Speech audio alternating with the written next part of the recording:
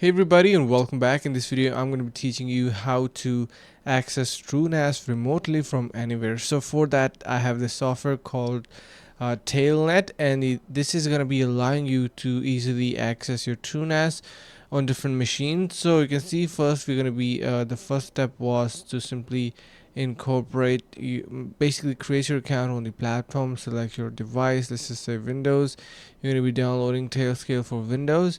It is for Linux and as well. So once you have it done, you're going to be opening the machines page and head over to the admin console and find your machine you would like to share. So since we want to share our TrueNAS, it is going to be same exact way.